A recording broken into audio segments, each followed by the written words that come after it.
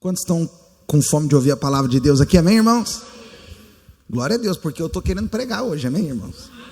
Todo dia eu quero, mas tem dia que eu quero mais, aleluia. Irmãos, hoje eu quero, dia da ceia, um dia muito especial, né? E eu quero ministrar uma palavra hoje. Eu queria muito que você abrisse teu coração. Irmãos, eu estou assim, em ebulição, né? Por causa dessa revelação que eu quero falar com os irmãos hoje. Ontem eu vim 11h30 da manhã aqui no prédio, fiquei até 5 horas da tarde preparando, meditando, preparando as coisas, né? Tudo porque é algo muito sério. Eu penso que muitas vezes a gente não faz muitas coisas, não pratica muitas coisas porque ainda não entendeu de fato, não teve revelação. Mas hoje a minha oração, desde ontem, né, é que você realmente possa ter luz assim como eu tive, assim como o meu coração explodiu de revelação sobre esse assunto. E eu quero falar com você hoje então, e no final nós vamos participar da mesa do Senhor, também vamos ter um momento de ofertar, né, de entregar nosso dízimo. Eu quero falar com você hoje, o tema da mensagem é dízimo, a celebração da redenção.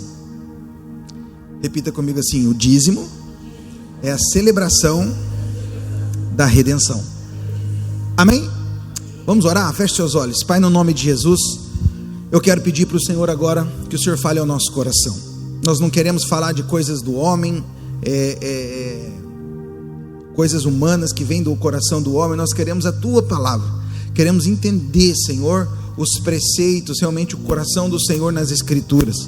Eu oro então para que o Teu Espírito fale ao nosso coração agora, em nome de Jesus. Que o Senhor me dê, Senhor, palavras espirituais que possam traduzir as verdades do Espírito, e que cada irmão possa sair hoje daqui abençoado, edificado, entendendo a Tua palavra, no nome de Jesus. Amém. Aleluia. Glória a Deus. Nosso projetor está tão fraquinho, né, irmãos? Temos que orar por um novo, top, né? Aleluia. Eu quero falar então sobre esse assunto muito importante. Os irmãos sabem, nós como igreja videira, eu particularmente como pastor, não tenho, nunca vou ter essa forçação em cima da questão de contribuição com os irmãos, né? Eu entendo que nós estamos na graça de Deus e você precisa fazer por amor, por revelação. Então, cada vez que eu ensino sobre o assunto, é para trazer revelação para você. Eu sou um pastor da Nova Aliança e da Graça. Jamais eu quero pregar para você sair de um culto aqui condenado, debaixo de culpa. Não, você vai sair daqui cheio de fé e revelação. Esse é o meu coração, amém, irmãos? E eu quero então falar com os irmãos sobre esse assunto. E é impossível a gente discutir a fundo as questões da nossa vida financeira e dessa questão da contribuição financeira na vida da igreja. Só pôr meu óculos aqui, irmãos, que eu estou ficando velhinho. Sem nós entendermos a redenção. O que significa redenção? E no livro do profeta Malaquias, no clássico texto, né, a respeito dos dízimos, texto mais usado, né, para falar de dízimo, nós encontramos esse nível de abordagem ao falar sobre a questão da retenção dos dízimos, né? Os irmãos lembram desse texto? Eu coloquei aqui para a gente ler. Coloca para nós aí, se você conseguir, né, que está fraquinho ali, mas vou ler aqui para os irmãos. Malaquias 3:8 diz assim: roubará o homem a Deus? Todavia vós me roubais e dizeis: em que te roubamos? Nos dízimos e nas ofertas. Com maldição sois amaldiçoados, porque a mim me roubais, vós a nação toda. Então veja, esse texto é um texto da antiga aliança. Eu não creio, de verdade, irmãos, e os irmãos nunca veio ficar usando esse texto aqui para colocar medo em vocês, né? Meu Deus, não, nós somos filhos amados, é isso que a Bíblia diz. E já temos sido abençoados, amém, irmãos? Essa é a verdade do Evangelho. Mas por que eu estou lendo esse texto com você em específico hoje? Porque a questão do dízimo está totalmente ligado, irmãos, com uma questão de propriedade. Por isso que eu quero falar da redenção. Por que nesse contexto aqui do Antigo Testamento, por que Deus fala então para o povo assim, ó, vocês têm me roubado? Por que o Senhor está falando assim para eles? Vocês têm me roubado nos dízimos e nas ofertas. Por quê? Porque nós, e aí aqui está o cerne daquilo que eu quero falar com você hoje, nós não somos de nós mesmos mais. Você foi comprado. Tudo que você é, juntamente com tudo que você tem, a Bíblia diz que foi comprado por Jesus na cruz do Calvário. Então quando você às vezes não quer, esse é o contexto do texto de Malaquias, e aí a Bíblia fala assim, né, o texto fala, se vocês estão me roubando, É porque tem a ver com uma questão de propriedade. Uma questão de propriedade. Então, não há como falarmos de coisas que dizem respeito à propriedade de Deus, sem antes a gente estudar sobre a lei da redenção. Então, eu vou dar uma volta com você, que eu quero te dar ilustrações, para no final eu ensinar o princípio realmente assim, que vai abrir os teus olhos em nome de Jesus, amém? Então, vamos lá, entendendo a redenção, ok? Para muitos crentes, a palavra redenção significa apenas o perdão dos pecados, e também significa isso. Claro, nós somos redimidos, cantamos aqui no louvor hoje sobre isso, né? Ou talvez salvação. Só que o significado da palavra redenção vai muito além. Olha o que significa a palavra redenção. Redenção significa resgate ou remissão. Entendeu? Resgate, você resgatar aquilo que foi roubado, você resgatar aquilo que foi perdido, foi roubado. Esse é o significado básico da palavra redenção. Por que nós fomos redimidos? Porque quando Deus criou o homem, Deus não criou o homem para ficar escravo do diabo. Está comigo aí, amém? Mas quando Adão pecou, ele deu a legalidade então para que nós ficássemos agora debaixo da servidão de Satanás. Mas quando Jesus vem e morre no Calvário, a Bíblia diz que ele nos redimiu, ele nos resgatou. Isso é redenção, é o resgate de propriedade, amém? Então, antes de eu estabelecer algumas verdades aqui no Novo Testamento, ele determinou que todas fossem primeiramente ilustradas lá no Velho Testamento. Por isso que eu amo o Velho Testamento, porque é a sombra do Novo, né? Olha o que diz o texto, coloca para mim aí, Hebreus capítulo 10, verso 1. Ora, visto que a lei tem sombra dos bens vindouros, não é a imagem real das coisas, nunca jamais pode tornar perfeitos os ofertantes, com os mesmos sacrifícios que ano após ano, perpetuamente eles oferecem. Então, por exemplo, o ato da circuncisão, vamos dar um exemplo aqui, no Antigo Testamento tinha que circuncidar. Então, no Novo Testamento, o Senhor Jesus diz que não é mais literal, não tem mais que arrancar ali o prepúcio do órgão, né, genital masculino, não tem mais. Paulo diz que agora a circuncisão ela é no coração, amém? Outro exemplo, que eu coloquei aqui, que talvez você consiga lembrar, a Bíblia fala que lá no Antigo Testamento, Moisés teve que fazer uma serpente de bronze, colocar ela numa estaca no meio do arraial, porque teve um tempo lá que um monte de cobra começou a picar o povo começou a morrer, o povo clamou para Moisés, Moisés clamou para Deus, e Deus falou para ele, faz a serpente de bronze, e coloca, quando alguém for picado, é só olhar para a serpente, aonde ele estiver no arraial, ele volta para a serpente, e o veneno da serpente não vai ter ação no corpo dele. Aí lá em João, no capítulo 3, o que Jesus fala? Eu sou a serpente que foi levantada no deserto. E aquele então que olha e crê, ele está salvo, ele tem a vida eterna. Você consegue perceber que aquilo que foi falado, ilustrado lá no Antigo Testamento, é a sombra. Existe um significado, uma aplicação para nós hoje no Novo Testamento. Amém, irmãos?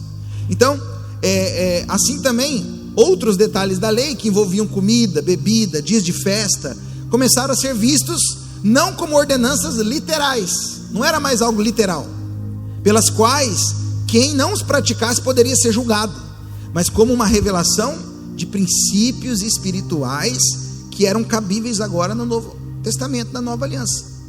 Olha o que diz o texto, coloca para mim aí, Colossenses 2, 16 e 17, diz assim: ninguém, portanto, vos julgue pelo comer, nem pelo beber, nem a respeito de um dia de festa, ou lua nova, ou de sábado, as quais coisas são sombras das vindouras, mas o corpo é de Cristo. Veja, mais uma vez Paulo está dizendo, você não tem que ser mais julgado por essas coisas que tinha lá no Antigo Testamento, porque aquilo era sombra daquilo que Jesus no seu próprio corpo teve o cumprimento aqui. Até aqui você está comigo, amém, irmãos? Então, é dessa forma que nós precisamos olhar para a lei da redenção do Antigo Testamento, a lei da redenção. Durante anos, Deus fez o povo praticar pela fé uma tipologia do que ia acontecer de uma vez só por todas, lá na cruz do Calvário. Então foi assim com o sacrifício do cordeiro. Os israelitas repetiam anualmente, em várias cerimônias, eles tinham que levar o animal, matar o animal, aspergir o sangue. Por fim, isso era algo que era repetido várias vezes no Antigo Testamento, mas que quando vem para o Novo Testamento, a Bíblia vai falar para nós, lá em João 29, que João Batista, quando vê Jesus de longe, ele diz o quê? Eis o Cordeiro de Deus, que tira o pecado do mundo. Agora Jesus vem para ser só uma única e definitiva oferta. Não precisa mais ficar matando animal hoje, amém, irmãos?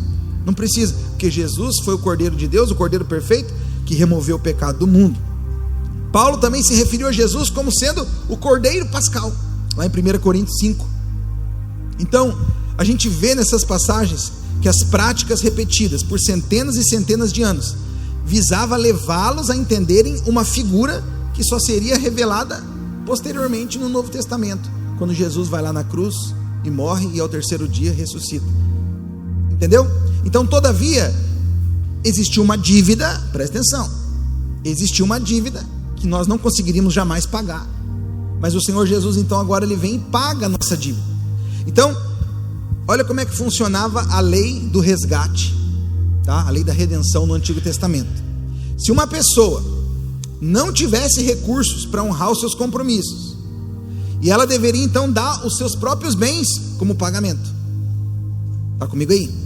Você está devendo lá para alguém, isso no Antigo Testamento. Você não consegue pagar, então você tinha que dar seus próprios bens. E se também não fossem suficientes, ela deveria dar as suas terras. E se isso ainda não fosse o bastante para a quitação da dívida, o próprio indivíduo e às vezes até a própria família, os filhos, deveria ser dado como pagamento.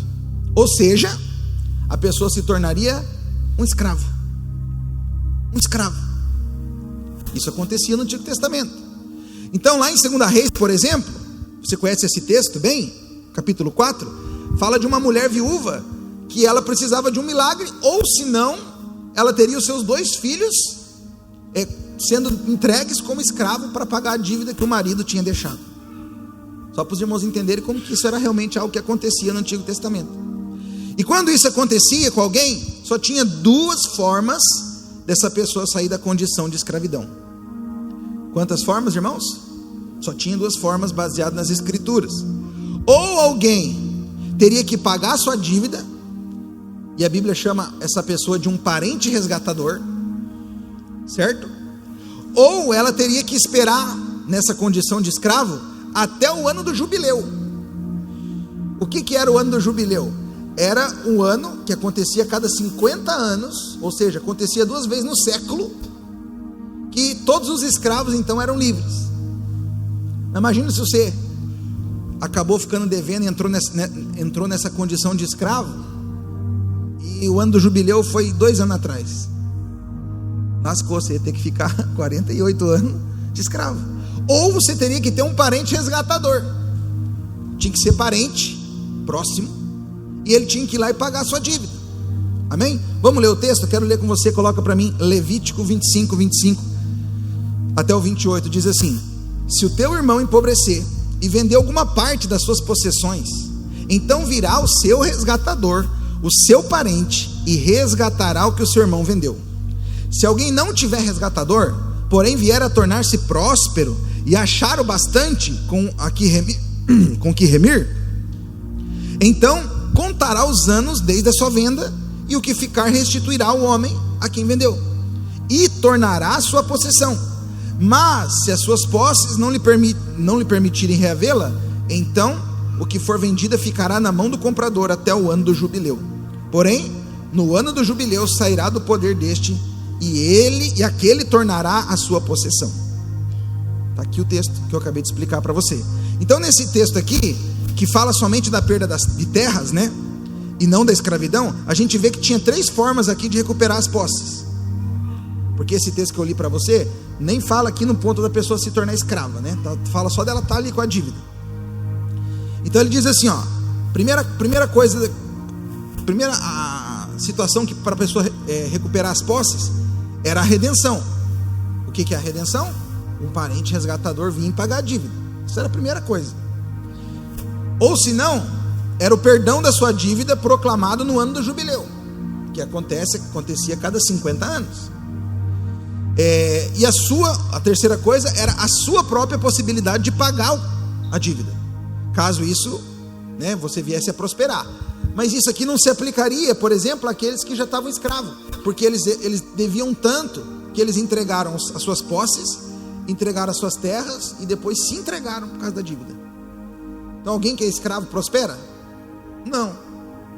Então ele só tinha um jeito, na verdade só tinha dois jeitos: ou era o ano do jubileu, ou era a redenção, um parente resgatador que vinha e pagava a dívida. Você está comigo até aqui? Importante que você entenda. Então, para o escravo, porém, só havia então essas duas formas: ou era o ano do jubileu, ou era a redenção, um parente resgatador vinha pagar a dívida. Então a redenção era o pagamento da dívida feito por um parente próximo. Por meio do pagamento, irmãos, ele comprava de volta tudo aquilo que se perdera.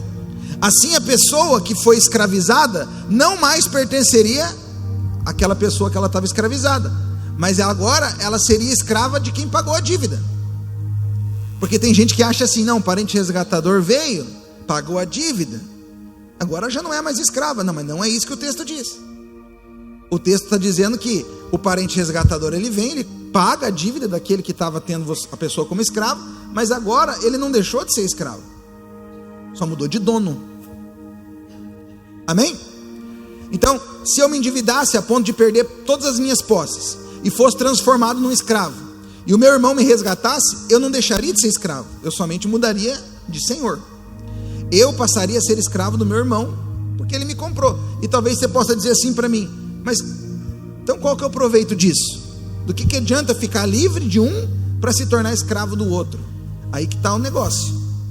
É que a diferença era que o novo dono era um parente. A diferença é que esse novo dono, ele poderia ter comprado qualquer outro escravo muito mais barato, mas porque ele ama você, ele foi lá e comprou, pagou muito mais caro, pagou a sua dívida. Você agora pertence a ele, mas ele não vai lidar com você como se você fosse um escravo, porque ele é seu parente, ele ama você. Tudo isso aqui, irmãos, é uma analogia do que Jesus fez por nós. A Bíblia diz que para resolver o problema do homem, somente um homem conseguiria resolver, porque Adão, homem, ele pecou, e agora tinha que ser um outro homem, que também era homem, mas que não tivesse pecado, para conseguir pagar a dívida. Quando Jesus se faz homem, ele se tornou o nosso parente resgatador. Diga assim: Jesus é o meu parente resgatador. Amém? E ele então, lá na cruz, ele comprou eu e você. Você saiu agora das mãos do diabo que estava te escravizando, mas você continua tendo um dono. Jesus é o seu Senhor. Então vamos lá, pode passar para mim. O que Cristo fez por nós, irmãos? Foi exatamente isso que Jesus fez por nós. Jesus Cristo nos comprou para Deus através da sua morte na cruz. Coloca para mim aí Apocalipse 5, olha lá, versículo 9, parte B e o versículo 10. Porque foste morto e com teu sangue compraste, ó a redenção aqui, ele reaveu de volta para Deus os que procedem de toda tribo, língua, povo e nação, e para o nosso Deus os constituísse reino e sacerdote, e reinarão sobre a terra. Uau!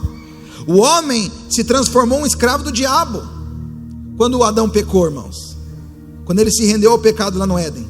A Bíblia declara que aquele que é vencido, ele fica escravo do vencedor. Está lá em 2 Pedro 2,19. E foi isso que ocorreu lá no primeiro casal do Éden, Adão e Eva. Foi isso que aconteceu.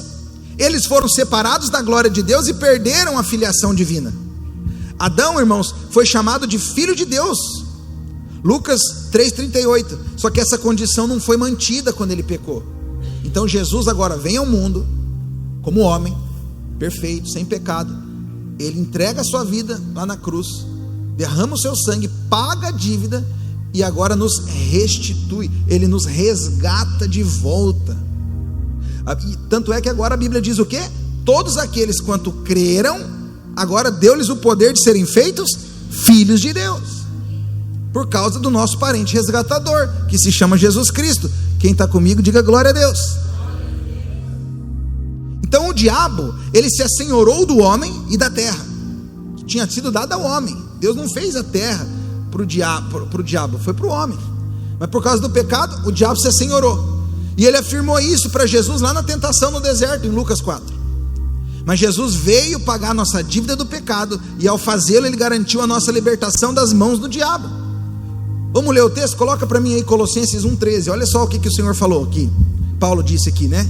Ele nos resgatou do poder das trevas e nos transportou, nos transladou para o reino do Filho do seu amado, no qual temos a nossa redenção e também a remissão dos nossos pecados. Veja, irmãos, você era e estava debaixo do reino do diabo. Você tinha um senhor, que era Satanás, mas por causa da redenção da cruz de Cristo, você foi tirado desse reino. Só que você não ficou agora sem participar de um reino. A Bíblia diz que você foi tirado do reino das trevas, mas agora você foi plantado em outro reino. Você continua tendo um rei, você continua tendo um senhor, um dono. Você está comigo até aqui? Observe então aqui o termo desse texto aqui, resgatou, que aparece aqui quando o apóstolo Paulo está falando que fomos transportados do reino das trevas e levados ao reino do Filho de Deus. Depois ele afirma, no qual temos a nossa redenção, e essa redenção foi um ato de compra, foi uma transação aqui que o Senhor Jesus fez por nós. Ele nos comprou pelo pagamento do sangue. Coloca para mim Colossenses 2,14, olha só: tendo cancelado o escrito de dívida que era contra nós, e que constava de ordenanças, o qual nos era contrário, removeu inteiramente, cravando-a na cruz, e tendo despojado os principados e potestades, os exibiu abertamente, triunfando deles na mesma cruz. Esse texto aqui é a prova, irmãos, de que nós tínhamos uma dívida, mas essa dívida foi cancelada, foi paga e foi cravada na cruz de Cristo. Você foi redimido, você foi resgatado pelo Senhor. Eu não sei se você tem revelação no espírito disso, mas, irmão, você nasceu fazendo parte do reino do inferno, do diabo. No dia que você creu, você foi transportado desse reino para o reino do Filho do seu amor. E o que eu estou tentando enfatizar para você aqui é que você continua tendo um dono. Você foi comprado, foi tirado da mão daquele que te escravizava, e agora o teu parente resgatador, que é Jesus, te comprou. Você continua tendo um dono. E o texto sagrado então revela, irmãos, que Jesus despojou os príncipes malignos. É isso que o texto diz. Segundo o dicionário Aurélio, despojar significa privar da posse ou expoliar, desapossar. Foi isso que Jesus fez. Mas o que Jesus desapossou aqui desses espíritos malignos? A posse que eles tinham sobre você e sobre mim. Nós estávamos debaixo das mãos do diabo, mas lá na cruz, quando ele nos redimiu, ele nos arrancou das mãos do diabo e agora nos colocou no reino do Senhor Jesus. Por isso a Bíblia diz que nós estamos em Cristo, porque nós somos dele. Amém, irmãos? Olha o que diz 1 Pedro 2,9, coloca para mim aí: vocês são, porém, raça eleita, sacerdócio real, nação santa, povo de propriedade exclusiva de Deus. Lembra que eu comecei Malaquias falando com você que o dízimo é uma questão de propriedade? Pois é, a Bíblia está dizendo, você foi comprado e você é agora propriedade exclusiva de Deus. Você tem um dono. Não estou inventando nada, estou lendo o texto com você. Você tem um dono. Então, a fim de proclamardes as virtudes daquele que vos chamou das trevas para a sua agora maravilhosa luz. Por quê? Porque você foi arrancado daquele escravo lá do diabo que escravizava você, e agora você está num outro reino, você tem um outro dono, você é propriedade exclusiva de Jesus, e Jesus é o rei da paz, o rei da luz. Então, repetidas vezes encontramos a ênfase de que o Senhor Jesus Cristo nos comprou, e que o preço foi pago pelo sangue. 1 Pedro 1,18, coloca aí: sabendo que não foi mediante coisas corruptíveis, como prata ou ouro, que fostes resgatados, redimidos, comprados, do vosso fútil procedimento que os vossos pais vos legaram, mas pelo precioso sangue, como de cordeiro sem defeito e sem mácula, o sangue de Cristo. Então, quando Jesus, irmãos, nos comprou, ele nos livrou da escravidão do diabo, mas ele nos tornou agora escravos de Deus. Você já não é mais escravo do diabo, mas você é escravo de Deus. Você sabe, às vezes a gente usa aquela expressão, a gente não tem muita noção aqui, né, nos latinos, né? Mas é assim, eu sou servo de Deus. Quantos são servos de Deus aqui? Pois é, mas a palavra servo significa escravo. Mas tem gente que ele se diz servo, mas ele não é escravo, porque ele faz o que ele quer. Escravo não faz o que ele quer, ele faz o que o seu senhor quer. Entendeu? Mas tem gente que eu sou servo, mas ele tem que entender melhor o que é ser servo. Entender melhor que agora ele tem um dono. E ele não pode fazer o que ele quer, porque ele tem um dono. Nós precisamos fazer a vontade do Pai. Então, nem as nossas próprias vidas, irmãos, pertencem mais a nós mesmos. Nós somos propriedade de Deus, Ele é o nosso dono. Consequentemente, tudo que nos pertence é dele também. Você tem convicção disso? Fala para o irmão que está do seu lado. Fala, tudo que você tem, tudo que você é, fala, pertence ao Senhor Jesus. Fala, porque Ele comprou você. Fala, você é propriedade exclusiva de Deus. Você crê nisso? Amém, irmãos? Então vamos lá, celebrando a redenção. Coloca para mim aí. A consciência então dessa redenção deve provocar em nós, irmãos, uma atitude de gratidão. Quando você entende isso, então, por que eu estou sendo metódico com você aqui, desenhando para você? Porque primeiro você tem que entender isso. Fala, pô, legal, não sabia disso. Então quer dizer, eu era escravo do diabo, mas agora Jesus na cruz me comprou, então agora eu sou escravo dele. Poxa, legal. Então eu tenho um dono. E Ele te tirou das trevas, te mandou agora para a luz. Glória a Deus, Jesus, o Filho de Deus, eu sirvo a Ele, agora eu sou escravo de Deus, aleluia. Então quando você entende isso deve provocar em nós uma atitude de gratidão e de culto a Deus. Paulo falou, por exemplo, vou dar um exemplo aqui simples de você entender. O apóstolo Paulo falou para a gente viver uma vida de santidade. E essa vida de santidade que Paulo falou é fruto dessa consciência de que você não é de você mesmo. Vamos ler o texto? Coloca para mim 1 Coríntios 6,18. Olha lá. Fugir da prostituição. Todo pecado que o homem comete é fora do corpo, mas o que se prostitui peca contra o seu próprio corpo. Ou não sabeis que o nosso corpo é o templo do Espírito Santo que habita em vós, proveniente de Deus, e que não sois de vós mesmos, porque fostes comprados por bom preço. Glorificai, pois, a Deus no vosso corpo, no vosso espírito, os quais pertencem a Deus. Então veja, o apóstolo deixa claro aqui em 3 frases distintas a ênfase de que nós somos propriedade de Deus. Então primeiro ele afirma que nós não somos de nós mesmos. Depois ele declara que nós fomos comprados por um alto preço. E finalmente ele diz que o nosso corpo e o nosso espírito pertencem a Deus. Ou seja, coloca na sua cabeça, você não é de você mesmo, você foi comprado, você tem um dono.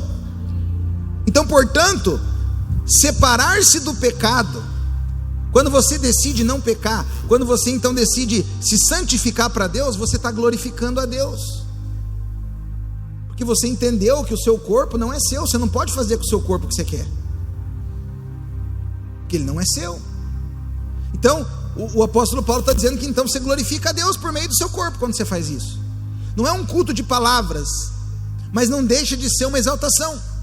É um culto de santidade, é um culto de boa mordomia, mas também, irmãos, de atitudes. Quando nós reconhecemos que Deus comprou o nosso corpo e nós cuidamos dele com a consciência de que ele não é nosso, ele é de Deus, nós estamos então cultuando a Deus.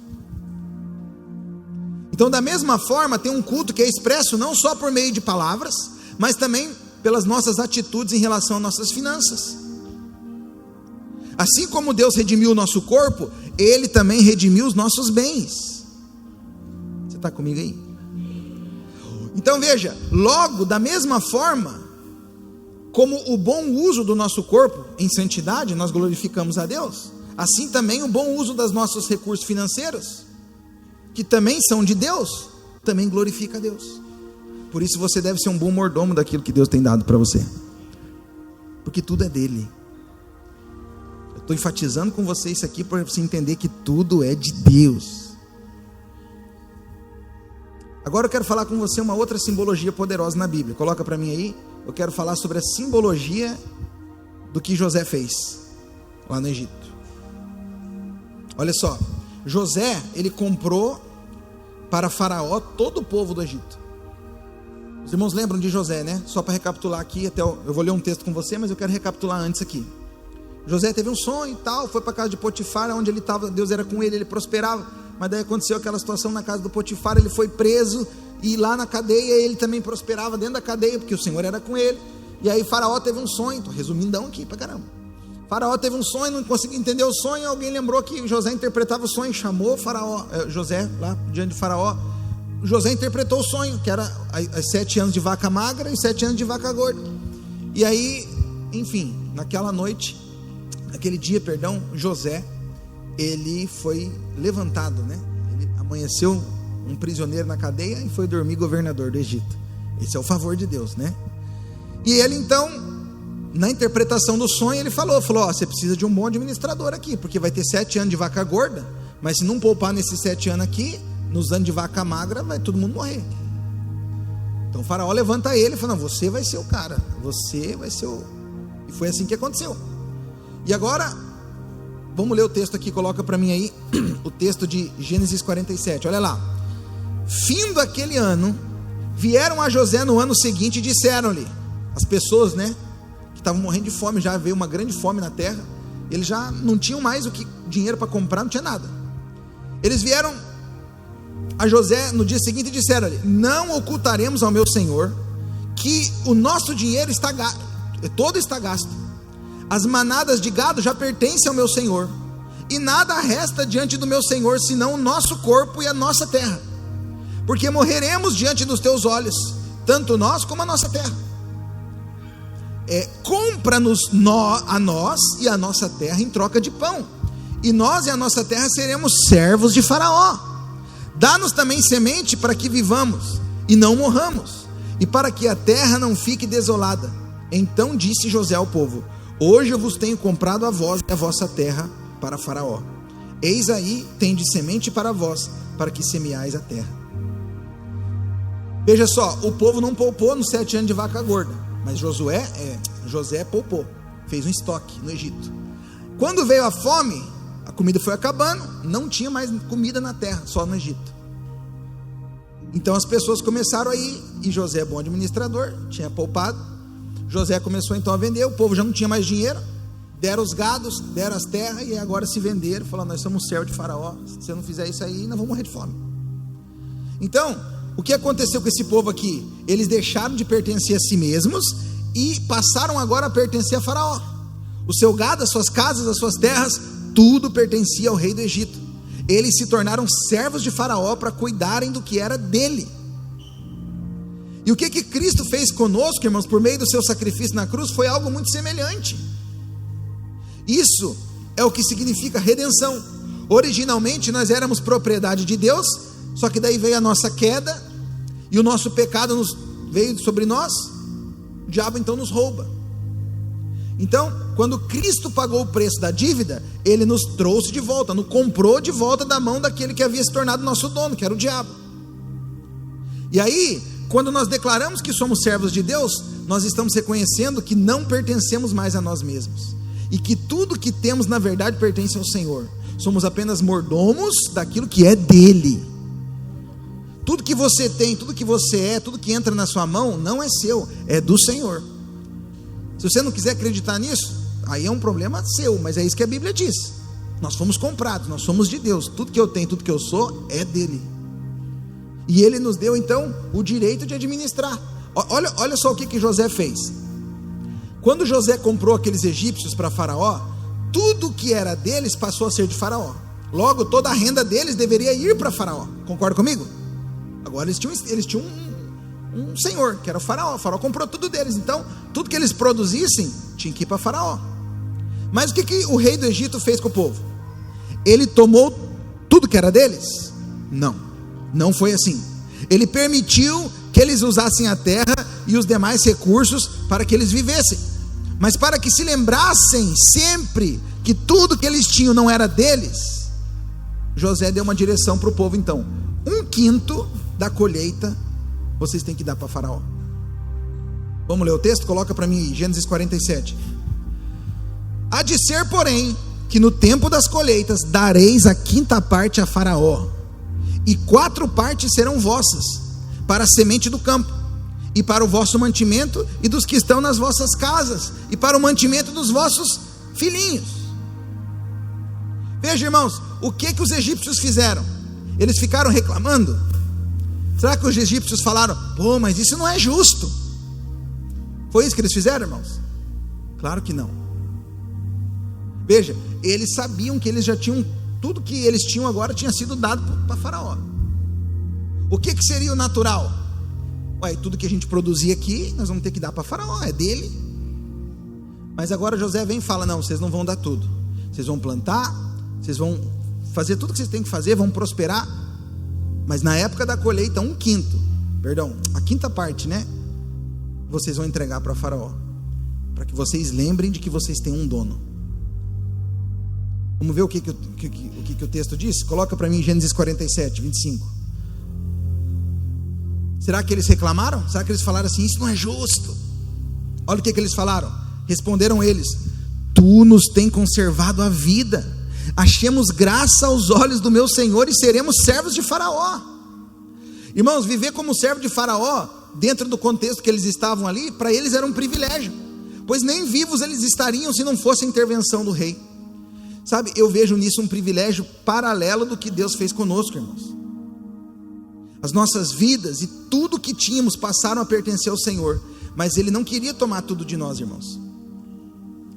Toda a renda que entra na tua mão é tudo de Deus. Você crê nisso? Sim ou não? Mas Deus não quer que você entregue tudo aqui. Deus quer que você viva bem. Deus quer que você tenha sua casa. Deus quer que você prospere. Deus quer que você coma bem. Deus quer que você pague o almoço hoje por irmão que está do seu lado. Diga glória a Deus. Os irmãos até acordaram agora, né? Aleluia. Estava um silêncio aqui que olha. Veja, irmãos, Ele queria que a gente vivesse o melhor, que viveríamos, sabe, e que fôssemos apenas mordomos dele. É como se Ele estivesse nos dizendo: vão em frente, usem o que é meu para que vocês possam viver suas vidas, continuar produzindo, mas eu não quero que vocês se esqueçam que vocês são apenas mordomos daquilo que é meu. Vocês são mordomos daquilo que não pertence a vocês. Então, de toda a sua renda, eu quero 1/10, eu quero o dízimo para mim. Você sabe, há muitos anos, eu já ouvi essa palavra aqui há muitos anos, marcou minha vida. Eu entendo o dízimo como isso. Quando eu separo 10% da minha renda e eu entrego, é só para lembrar que eu tenho um dono. Quando eu entrego esse 10%, é como se eu estivesse falando para Deus: tudo que eu tenho é seu. Mas eu estou reconhecendo que eu tenho um dono. Lá no Egito foi isso que aconteceu. Quando o povo que já tinha perdido tudo, eles mesmos eram de Faraó, as terras, o gado, tudo. Agora, na verdade, José deixa eles ficar nas terras. José dá a semente. José fala: na colheita, a quinta parte vocês entregam. Por quê? Para que vocês nunca se esqueçam que tudo que vocês têm tem um dono. Quando você entrega o seu dízimo, irmão, você está dizendo isso no mundo espiritual: eu fui comprado, eu tenho um dono. Seu dízimo representa isso. Então, como isso pode ser injusto, né? Você sabe, tem muito crente que ainda ele acha injusto. Vive cheio de argumento dizendo que na graça não tem dízimo. Ele quer achar argumento, porque ele acha injusto. Como isso pode ser algo injusto? Ao invés de nós nos alegrarmos por pertencermos a Ele e podermos servir aquele que nos redimiu, as nossas vidas, a gente fica reclamando por ter que devolver um pouco daquilo que é dele, que não é teu, é dele. Veja, irmãos, é falta de compreensão daquilo que é redenção. Por que às vezes tem gente que não consegue dizimar? Porque às vezes ele não entendeu que ele não é dele mesmo, que o salário dele não é dele, que tudo que ele tem é de Deus. Por ele achar que é dele, ele acha: não, eu não vou dar, porque ele acha que é dele. No dia que você entende a redenção, muda sua mente, metanoia, a revelação entra e você fala: poxa, mas tudo é dele, tem nada aqui que é meu. Há pessoas, irmãos, que consideram os dízimos como se Deus quisesse tirar 10% do que é nosso. Mas no dia que você entende a redenção, você muda seu jeito de pensar. Quando você entende que você, e tudo que você tem, tudo que você é de Deus, você não entende que Deus está pedindo 10% para você. Você começa a entender que Deus está deixando você com 90%. Não é você que está dando nada para Deus, é Deus que está dando 90% para você administrar. para você cuidar, para você viver. Mas aquele 10 que todo mês você entrega, é para que você nunca se esqueça que você foi comprado e você tem um dono. Você foi redimido. Amém? É também um ato profético, irmãos. Coloca para mim aí, pode pôr. A entrega dos dízimos é um ato profético, semelhantemente aos israelitas, que quando celebraram, por exemplo, a primeira Páscoa, a Bíblia fala que o Senhor mandou eles colocar o sangue nos umbrais. Lembra? Então Deus advertiu que naquela noite o anjo da morte haveria de matar todos os primogênitos dos homens e dos animais lá no Egito. Em todas as pragas anteriores, os hebreus eles foram poupados sem fazer nada. Só que agora, na morte dos primogênitos, para que eles fossem poupados, eles tinham que fazer um ato profético. Amém? Todas as outras 9 pragas, Deus poupou eles normal, sem eles fazer nada. Mas quando a morte dos primogênitos vieram, eles tiveram que fazer algo. Eles tiveram que pegar o sangue e passar nos umbrais, né? Coloca o texto para mim aí, Êxodo 12. O sangue vos será por sinal nas casas em que estiverdes. Quando eu vir o sangue, passarei por vós, e não haverá entre vós praga destruidora, quando eu ferir a terra do Egito. Então o sangue de um animal não tinha poder de promover em si uma proteção espiritual. Você concorda comigo? Sim ou não? Não tinha. Ele era só um sinal, uma mensagem simbólica, era um ato profético por meio da qual eles reconheciam a redenção de Deus nas suas vidas. E é interessante aqui, irmãos, é que os hebreus eles não precisavam se proteger, como eu disse aqui para os irmãos. A Bíblia fala, por exemplo, teve a praga das rãs. Na casa dos egípcios era cheio de rã, mas na casa dos hebreus não ia nenhuma. Teve a praga das trevas, ficou tudo treva, eram trevas tão densas que parecia que dava para pegar, mas na casa dos hebreus tinha luz. Deus guardava eles automaticamente assim. Mas agora, né, eles tinham que fazer algo, eles tinham que ter um ato profético aqui. Eles somente precisavam cumprir então um sinal que foi estabelecido por Deus. Então o próprio Deus cuidaria da proteção deles. Isso aqui é muito forte. Deus falou demais comigo isso aqui ontem. Então veja, o espírito da morte ia passar no Egito, acabou. Todo primogênito ia morrer, todo. Mas Deus não queria que o primogênito dos hebreus morresse. Mas para isso eles tinham que fazer o sinal, eles tinham que passar o sangue na porta. Uma vez que o sangue estava na porta, era o sinal de que eles entenderam a redenção. Então, quando o espírito da morte passou e via o sangue, ele passava por cima. Páscoa significa isso, né? Passar por cima. E nada acontecia. Olha lá, vamos ler o texto aqui de Êxodo 12, 22. Tomai um molho de hisopo, molhai no sangue que estiver na bacia, e marcai a verga da porta e as suas ombreiras. Com o sangue que estiver na bacia, nenhum de vós saia da porta da sua casa até pela manhã, porque o Senhor passará para ferir os egípcios. Quando vir, porém, o sangue na verga da porta, e em ambas as ombreiras, passará o Senhor aquela porta, e não permitirá ao destruidor que entre nas vossas casas para os ferir. Então o sangue, naquela noite, irmãos, era o sinal de propriedade, era o sinal da redenção, era o sinal de que, opa, eu tenho um dono, eu sou comprado, eu sou de Deus. E o diabo, ele não pode nunca ir além do sangue. Por isso que eu louvo a Deus por isso, porque a Bíblia diz que nós fomos selados com o sangue do Cordeiro. Você sabia que você tem o selo do sangue? E aquele que é do Senhor, o maligno não pode tocar? Por quê? Porque você foi redimido, você foi comprado, amém, irmãos? Então nós lemos em Apocalipse 12, sobre um grupo de fiéis que venceram. O texto diz assim: eles o venceram por causa do sangue do Cordeiro, por causa do sangue de Jesus. Então quando um hebreu estava colocando o sinal do sangue na porta, ele estava dizendo com aquele gesto, que aquilo ali era propriedade de Deus e não podia ser tocado. E sempre que a redenção está em questão, irmãos, Deus ele decide defender pessoalmente aquilo que é seu. Por isso que ontem Deus falou demais comigo nesse aqui. Todo mês, quando você pega o teu dízimo e se entrega, você está mostrando que nós temos um dono, que nós somos propriedade do Senhor Jesus.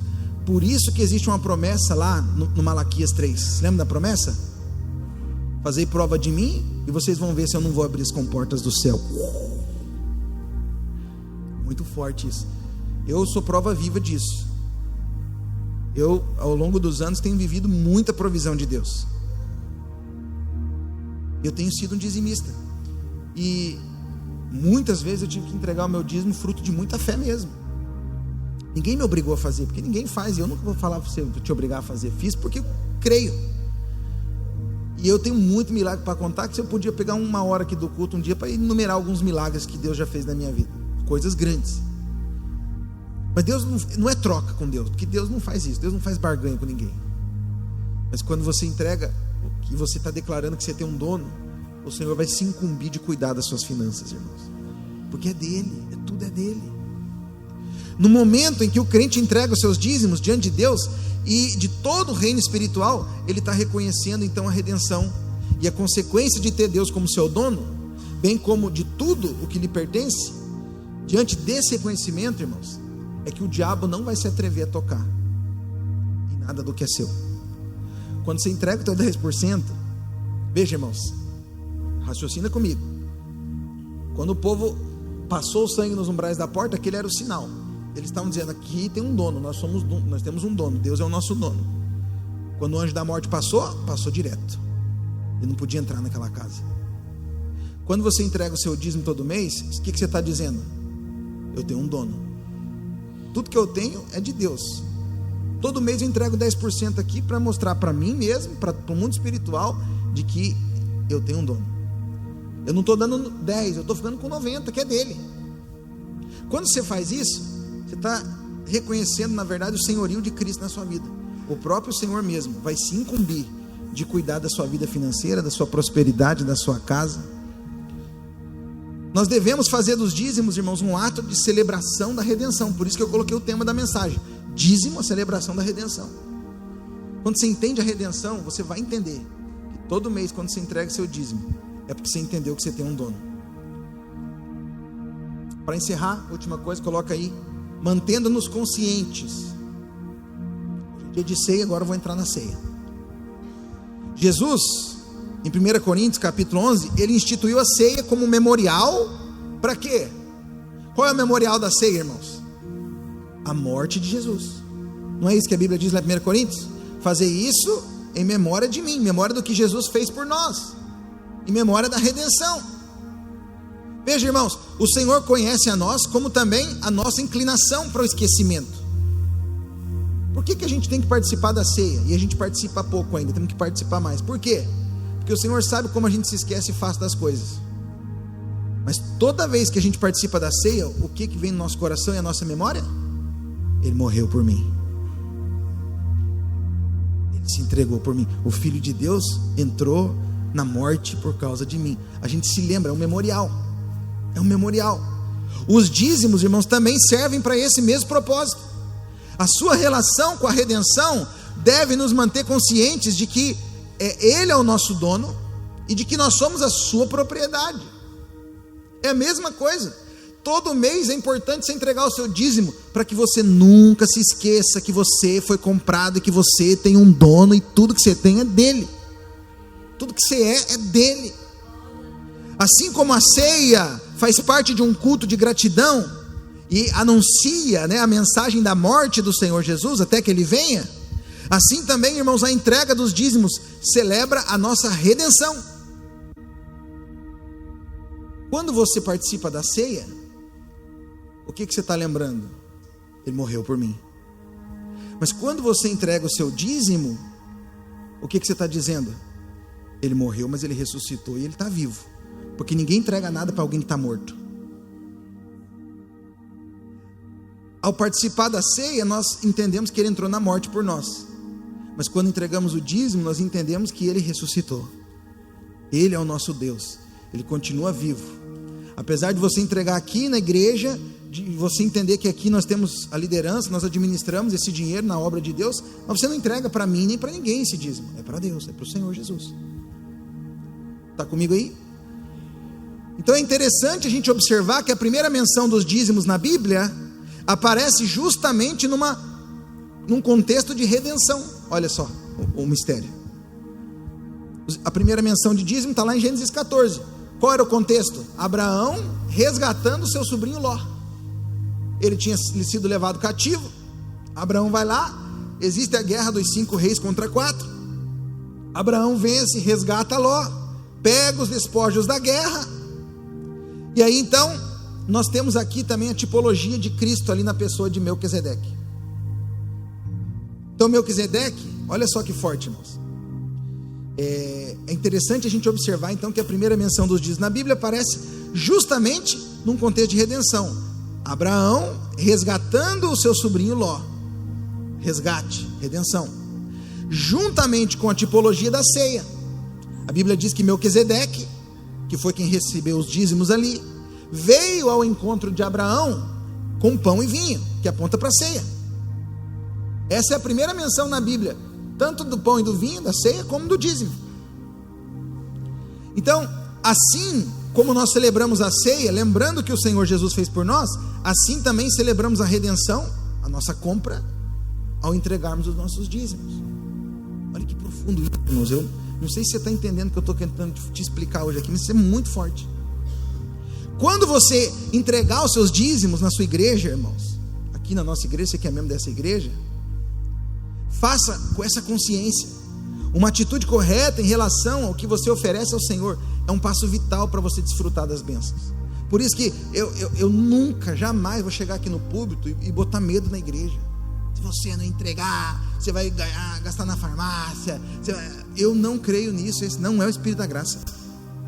Mas eu vou ensinar sempre para os irmãos o princípio certo. Eu estou te ensinando hoje, na graça e em paz, o porquê que você precisa ser um dizimista na nova aliança. E para encerrar, eu quero ler o último texto com você, porque não são poucas as pessoas que se levantam hoje para dizer: o dízimo é do tempo da lei e nós estamos na graça. Ô irmãos, quero dizer para você, mal sabem os irmãos que a graça é muito superior à lei. É porque as pessoas acham que na graça é light, mas não é. Por exemplo, Jesus falou lá em Mateus capítulo 5, né? Jesus falou assim, ó: ouviste o que foi dito aos profetas na lei, não adulterarás. Eu, porém, vos digo, graça. Se você olhar uma mulher e desejar, já cometeu adultério.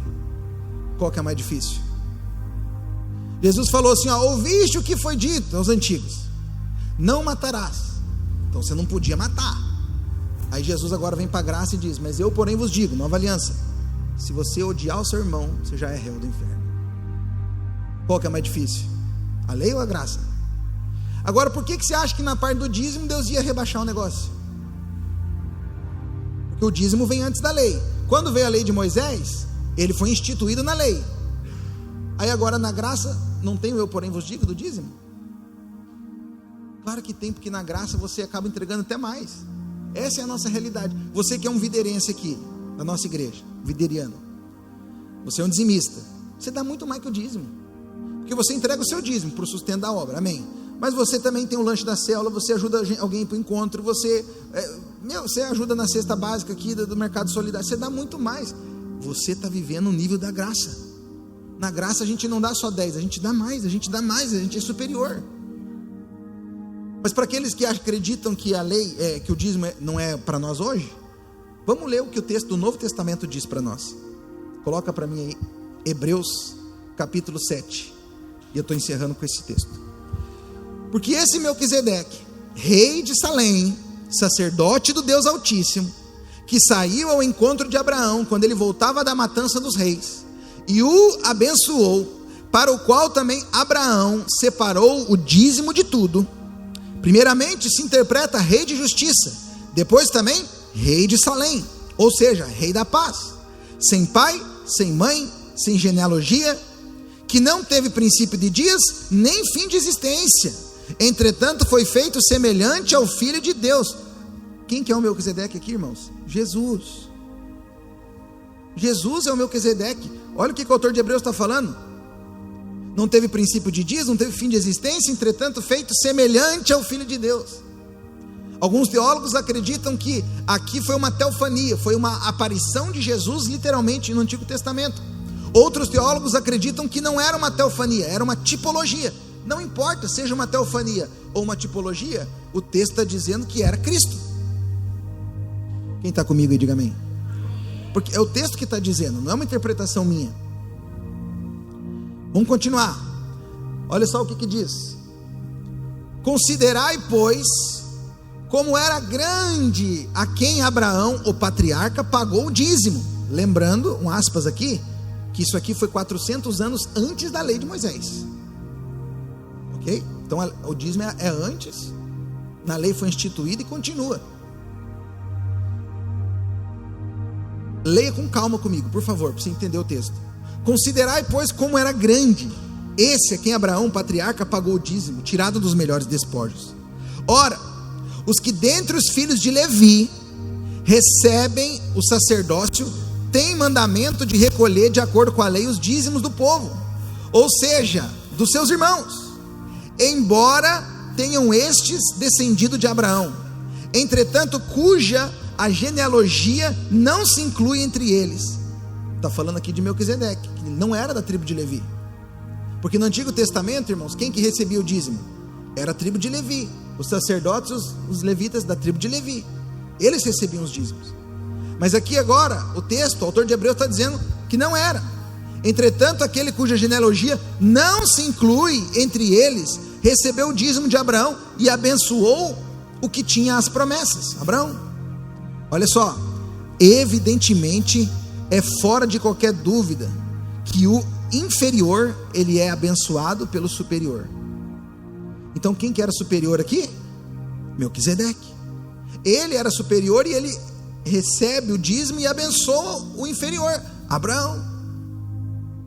Você está comigo no texto aí, amém, irmãos? Aliás, aqui são homens mortais os que recebem dízimos. Está falando lá na lei, eram os levitas da tribo de Levi, eles recebiam os dízimos. Porém ali é aquele a quem se testifica que vive. Quem que vive eternamente, irmãos? Jesus.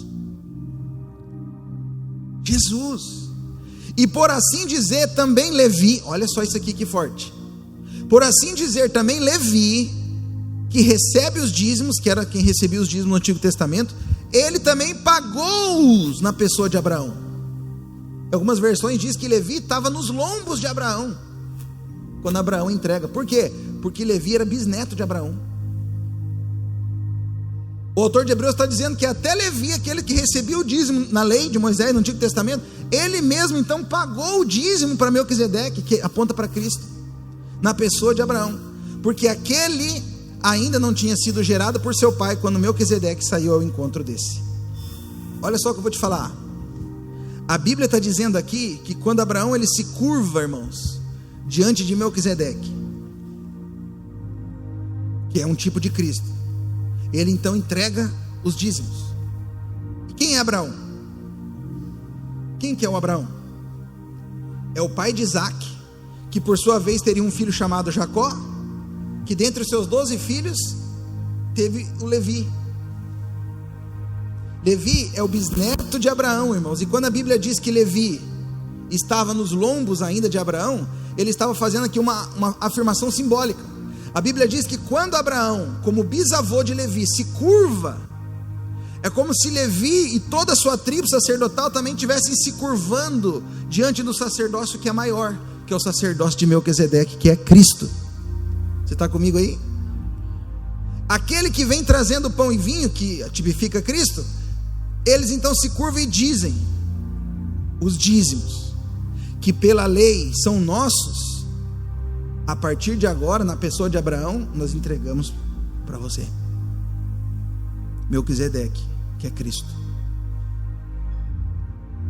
Irmãos, se isso aqui que eu estou te falando não é uma transição da velha para a nova aliança acerca dos dízimos, um novo destinatário, porque qual era o princípio do dízimo no Velho Testamento? A tribo de Levi, os levitas, o sacerdote. Aqui nesse texto está claro que agora, até na nova aliança, até Levi e a toda a tribo sacerdotal tinha que se dobrar diante do Melquisedeque, que a Bíblia diz que é Cristo. Quando você entrega seu dízimo hoje, você não entrega baseado na lei de Moisés, você entrega para Cristo, Melquisedeque, Rei da paz.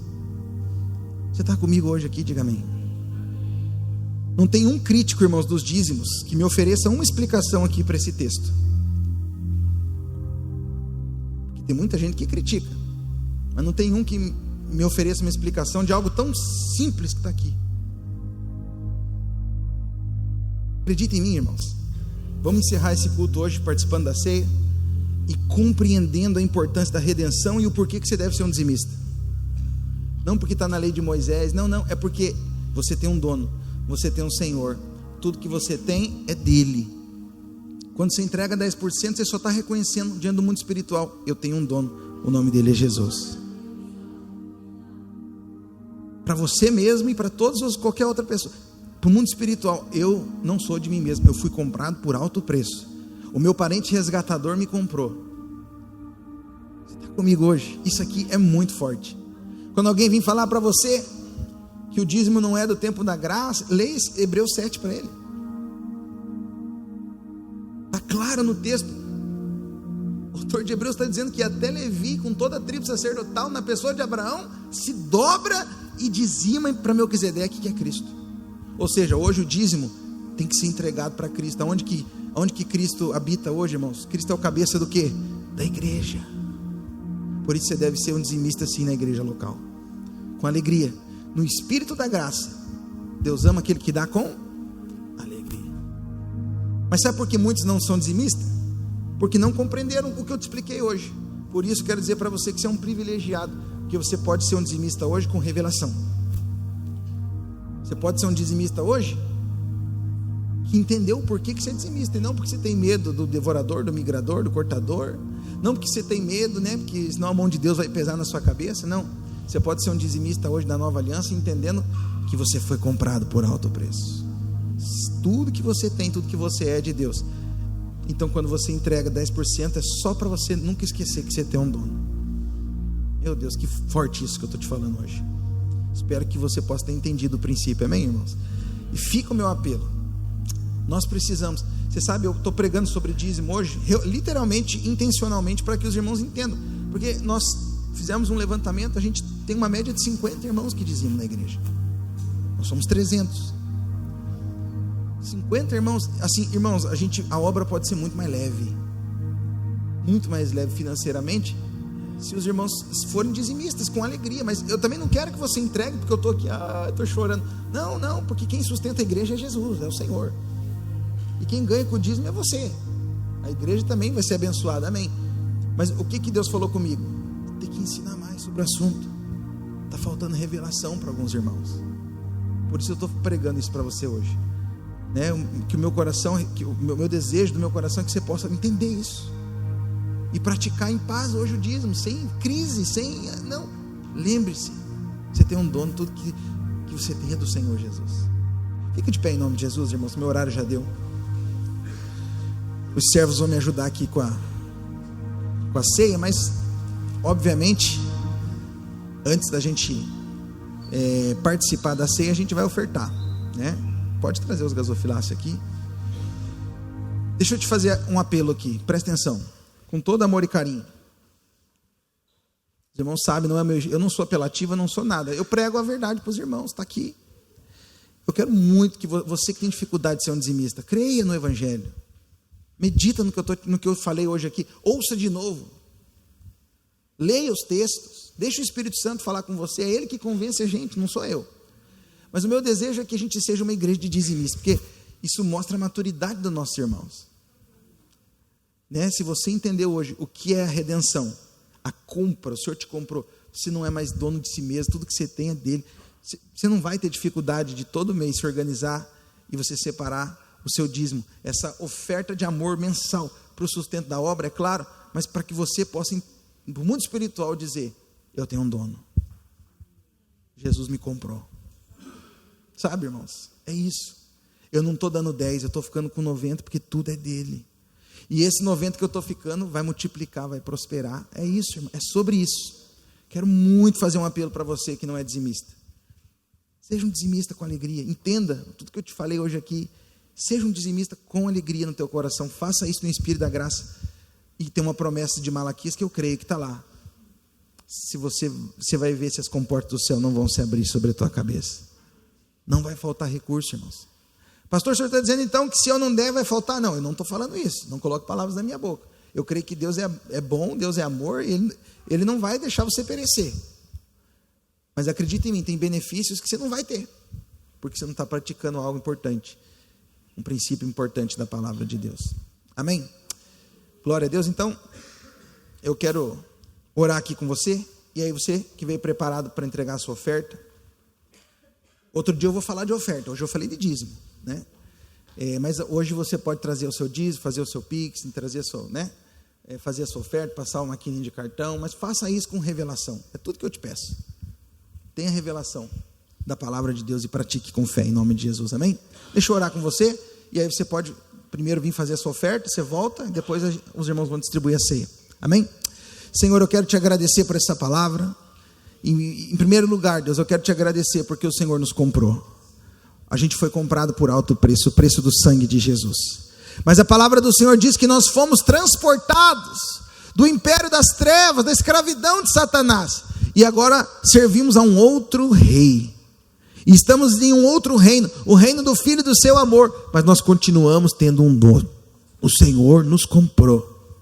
Deus, eu oro para que essa revelação possa ser algo claro no coração de cada crente da nossa igreja. Que o Senhor levante entre nós mais e mais irmãos generosos, dizimistas, ofertantes, que não têm dificuldade com isso. Que nós possamos prosperar como igreja e avançar, prosperar nas nossas finanças, que nós possamos ser bons mordomos daquilo que é do Senhor e que está nas nossas mãos. No nome de Jesus, ó Pai, eu abençoo cada oferta, cada dízimo, cada dizimista dessa igreja. Oro para que nós possamos avançar nisso, para que possamos experimentar de mais e mais provisão, Pai. Que cada casa, cada família da nossa igreja experimente de mais e mais provisão. No nome de Jesus. Amém. Você está feliz, amém, irmãos? Venha fazer a sua oferta, entrega seu dízimo. Faça isso com alegria. E não sente, porque nós vamos participar da ceia, então já fique de pé já em nome de Jesus.